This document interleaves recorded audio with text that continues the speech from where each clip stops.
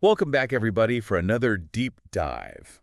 This time, we're going to be talking birds, ornamental birds, to be exact. Yeah, you might not think there's a whole lot to say about ornamental birds, but there is. There's a whole fascinating world there. And honestly, some of the trends we're seeing with these birds, they're pretty surprising. Okay, well, let's start with the basics then. What are we working with today? What kind of sources? So we've got this article, really interesting. It's called Exclusive Article, The Enchanting World of Ornamental Birds, A Guide to Care, Species, and SEO-Boosted Insights. SEO boosted insights, huh? Now, that's a phrase I haven't heard in a while. Right. You don't usually think about SEO when you think about birds. Not really, no. More like, I don't know, chirping and seeds and stuff. But hey, I'm all about a good deep dive. SEO or no SEO. Let's do it. All right, well, buckle up, because one of the first things this article points out is that searches for pet bird care and best ornamental birds, they've gone way up, like 35% in just the last year, according to Google Trends. Whoa, 35%. That's huge. Okay, so there's definitely something going on here. What do you think's driving that? Well, I think a lot of it has to do with, lifestyle changes. More people are living in cities, apartments, smaller spaces, so maybe a dog or a cat, just not practical. Yeah, I could see that. A bird, though, beautiful cage, a little bit of nature right there in your living room that's appealing. Exactly. And I think birds, they just lend themselves really well to like the whole visual culture online. Bright colors, they move in interesting ways, perfect for Instagram, short videos, that sort of thing. Right, right. So it's like birds have kind of gone viral. In a way, yeah. Yeah. And speaking of appealing birds, this article, it lists the top 5 ornamental birds that are really trending right now. Oh, okay. Lay it on me. What are these internet famous birds? I gotta know. Well, you've got your classics like budgies, or parakeets, as some people call them, small, social, and they can mimic speech, which is always a crowd pleaser. I bet there are a ton of videos online of people teaching their budgies to talk. Oh, yeah, tons. And then you've got canaries, always popular for their beautiful singing. Again, those videos of canaries singing, mesmerizing. It's like each bird has its online niche, right? Yeah. The budgies are the TikTok stars, canaries are the soundtrack. What else we got? All right. Well, cockatiels, they're big on personality. They've got those expressive crests that show you how they're feeling, and they're known for being affectionate. And the talking cockatiel videos on YouTube, Oh hilarious. yeah, I've seen those. They're little clowns. And what about lovebirds? You can't forget lovebirds, always snuggling, preening each other. Super cute. Definitely Instagram worthy. For sure. And then you've got finches. Quieter, often kept in flocks, and they're really trending on Pinterest, especially with those beautiful aviary setups, lots of plants, natural elements like a little jungle in your living room. Oh, those are so cool. It's amazing, though, how each bird, each species, has its own kind of appeal and how that translates online. But we can't forget, behind the cute videos and pictures, these are living creatures. They've got needs. And this article gets into some essential care tips, making sure these birds are happy and healthy. Yeah, absolutely. It's one thing to be captivated by how they look, but you got to make sure you're taking a good care of them. So before we bring a bird home, what are some of the key things we got to know? Well, diet is super important. Yeah. Seeds alone aren't enough. You got to give them a variety of fresh fruits and veggies, things like spinach, apples, bell peppers even. Oh, that's interesting. I've always seen those little seed-covered treat sticks. Mm. Are those okay, or are they basically just junk food for birds? They can be okay as a treat every now and then, but it shouldn't be their whole diet. It's like, us eating candy bars all day. And then the cage setup, that's huge. They need space to move around, climb, play. Those tiny cages you sometimes see, especially for active birds like cockatiels, just not good enough. Yeah, being stuck in a tiny cage all day, even with a few toys, that would get old fast. For sure. And speaking of toys, enrichment, that's crucial. You got to give them different perches, toys, activities, keep their minds engaged. Bored bird, just like any other pet, can develop behavioral issues. So it's not just about having a pretty cage, it's about making it stimulating, good environment for them to live in. And of course, regular vet visits, always important. Do you need a special kind of vet for birds? Yeah, you want to look for an avian vet. They specialize in bird health. They'll be familiar with common bird diseases, and they can just give the best care. And, some birds have incredibly long lifespans. African greys, for example, they can live for 40 to 60 years. Wow, 40 to 60 years, that's a serious commitment. You're not just getting a hamster, you're promising to care for that bird for a good chunk of your life. But hey, before we get too serious, can we circle back to this SEO thing? I'm still fascinated by how it all ties into bird keeping. It's really interesting, right? It just shows I don't know, how much the digital world and the real world are kind of blending together these days. Even something as traditional as keeping birds, it's affected by online trends, search engine algorithms. So how are people using SEO to, like, boost their bird content? Yeah. Honestly, I'm kind of curious about this. Maybe I'll start a bird blog. Well, the article talks about, keywords, especially long tail keywords. Those are longer phrases, more specific stuff that people might search for. Like instead of just bird care, you might use how to groom a budgie or best cages for lovebirds. Okay, yeah, that makes sense. You're not just trying to get anyone who likes birds. You're trying to reach people with specific questions, needs. And it's not just words, right? Visuals are super important too. Oh, absolutely. Good images, videos, they're crucial. Stunning photos of exotic birds, videos of canaries singing, DIY tutorials for bird toys, that kind of stuff. Right, right. So you got to be strategic, creative, and I bet local SEO is important too, right? Like if you're selling birds or bird supplies, you want people in your area to find you. Exactly. You could use phrases like buy ornamental birds in city or bird shows near me. That way you're targeting a local audience.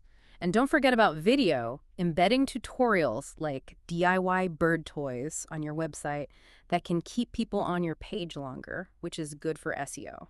So basically, if someone's listening and they're thinking about starting a bird-related business or even just sharing their bird adventures online, they got to pay attention to SEO. It's a good reminder that even with a hobby like this, knowing how information is found online, shared online, it can really make a difference. Okay, so we've talked about the popular birds, the care, the SEO aspect.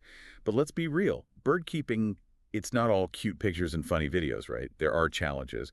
What are some things people need to be prepared for? Well, noise can be a big one, especially with certain species. Parrots, for example, they can be really vocal, and their calls, they can be loud. Oh, I can imagine. I've heard stories about cockatoos that can mimic car alarms. That would drive me nuts. Yeah, it can be tough. The article suggests things like soundproofing, training techniques to manage noise levels, but yeah, it's something to think about. And then the lifespan, we talked about that earlier. Some of these birds can live for decades. So it's a long-term commitment. You got to be prepared for the responsibility financially, emotionally. It's a big decision, for Wow. sure. Not something to take lightly. I'm glad this article addresses these challenges. People need to know what they're getting into. What are some other potential issues? Well, feather plucking is a common one, and it can be really distressing for both the bird and the owner. There can be a lot of different causes: stress, boredom, diet problems, even medical conditions. So what do you do if your bird starts plucking its feathers? First thing, you got to talk to an avian vet, rule out any medical causes. Then, depending on what's going on, you might need to look at environmental enrichment, behavior modification, maybe even medication in some cases. So you really have to do your research, be ready to handle different challenges. That's right. It's not just about giving them food and water. It's about understanding their needs, physical, emotional, and creating the right environment for them to thrive. Well said. Okay, so we've covered a lot. Choosing the right bird, setting up their environment, dealing with potential issues. Where do we go from here? Well, this article, it also touches on some of the evolving trends in bird keeping, some really interesting stuff. We'll dive into those in the next part of our deep dive. All right, sounds good to me. I'm definitely hooked. Welcome back to our deep dive. I feel like we've talked about so much, We have, yeah. but we've really only just like scratched the surface. We have. Because even though this article focused on 5 popular species, there are so many other birds out there. I mean, It's a whole world. it's a whole world, right? It makes me think about aviaries. Mm-hmm. Like imagine creating, your own little rainforest or a desert oasis right there in your home. I bet some birds would be so much happier in a big aviary, even with, the best cage in the world. I for sure. Finches, for example, they're often kept in aviaries Yeah. because they thrive in flocks and they're very active. Like, picture a beautifully planted aviary with all these different finches flitting around. It'd be magical. It would be It'd magical. be like your own little like bird sanctuary. Exactly. But okay, even if you don't have, space for a full-blown aviary, you can still create a stimulating environment inside a cage, right? Yeah. We talked about toys earlier, but it seems like there's a whole like art to keeping birds mentally engaged. There is. There's a lot to it. You have to think about it. It's not just giving them something to chew on. You got to give them mental challenges too. Right. Puzzle toys, foraging activities, even training. Those simple training sessions can make such a difference. I mean, that makes sense. In the wild, birds spend a lot of their time searching for food, figuring things out, dealing with their environment. So we got to try to recreate that in captivity, Yeah, right? Give them some challenges. exactly. Stimulated bird is a happier bird. And a happier bird, well, less likely to develop behavioral problems. Speaking of, we talked about feather plucking earlier. That's a tricky one. It is. Not always an easy solution. No, definitely not.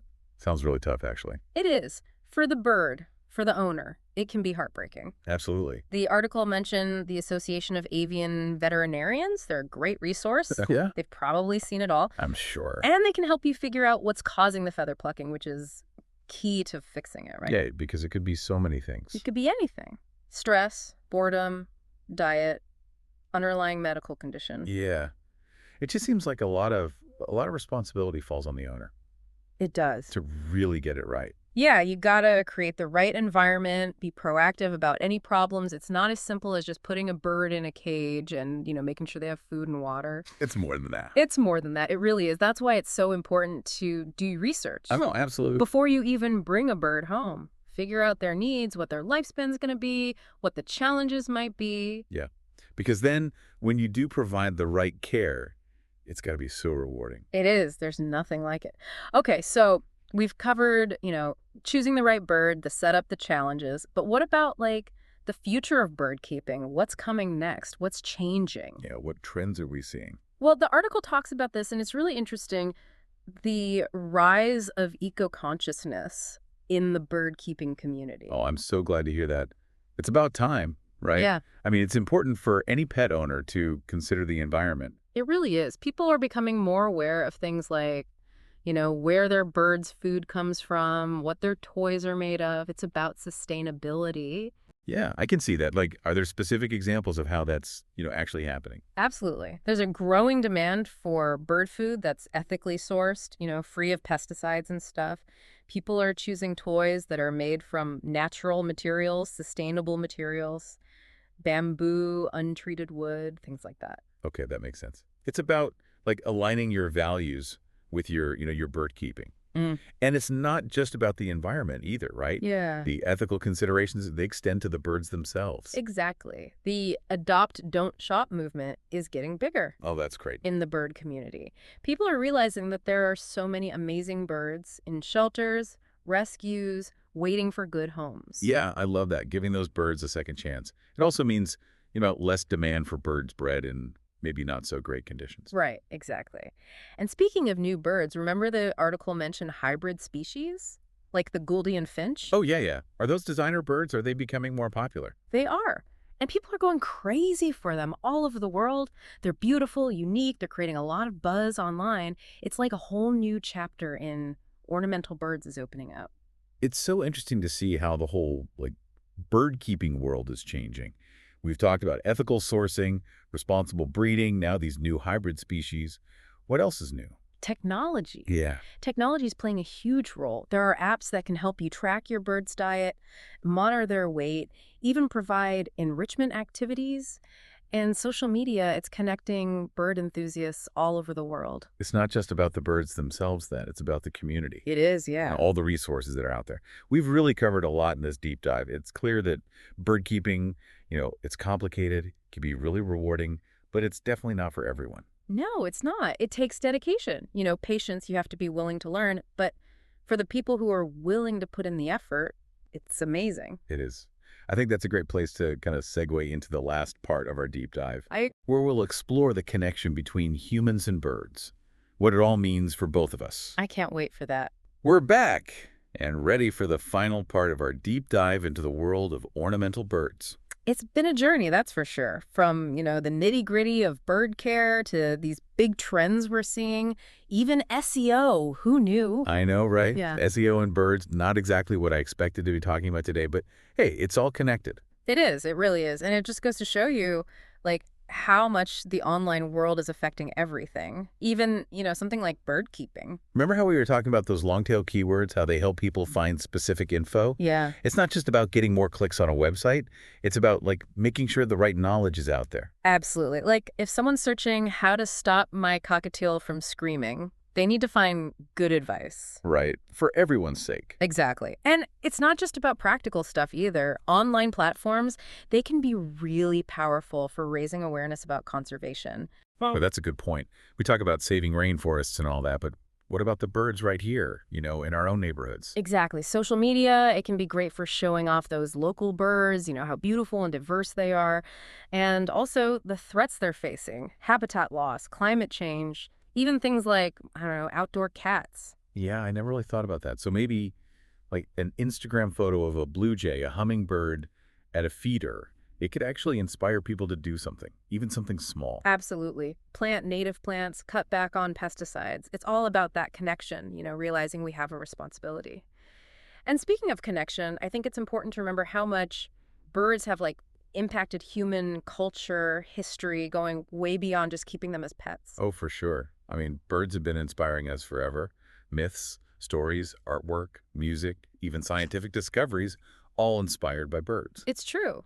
Think about it. From ancient Egypt, those hieroglyphs with the bird-headed gods to the incredible featherwork of indigenous cultures, birds have always been there. Yeah, it's more than just, how they look. It's the fact that they can fly. That's always had this, magical hold on us, us humans stuck on the ground. It's that ultimate symbol of freedom, right? Just soaring through the air. No wonder we've been fascinated by them for so long. It makes me think about, those romantic poets, how they used birds to represent, I don't know, the human soul, that longing for something more. And even today, we still see that. Superhero comics, how many characters have bird themes, bird powers? It's tapping into something deep, that desire to break free. It's like our thing with birds. It goes way deeper than feathers and beaks. Right. They represent something bigger, our connection to nature, to the wild. And as we wrap up this deep dive, I think it's important to hold on to that connection, even if you don't have a bird of your own. You mean even if you're not a bird owner, you can still, appreciate them, learn from them? Absolutely. Take a minute, look at the birds around you. The robin in your yard, geese flying overhead, even a little sparrow. They're everywhere if you just stop and notice them. Exactly. They all have a story, they all have a role to play. And by, paying attention, learning their names, their habits, we connect with nature in a deeper way. It's a small thing, but it can make a big difference. And it Yeah, brings us back to where we started, doesn't it? From the really specific world of SEO to the big picture of nature, it's all about that human-bird connection. it really is. As we go forward, let's cherish those feathered friends, both the ones we keep as pets and the ones that share our world. Let's learn from them, be inspired by them, and protect them for the future. Well said. And that concludes our deep dive into the world of ornamental birds. Thank you for joining us. It's been a pleasure. And to all our listeners, keep learning, keep exploring, and keep those eyes on the skies.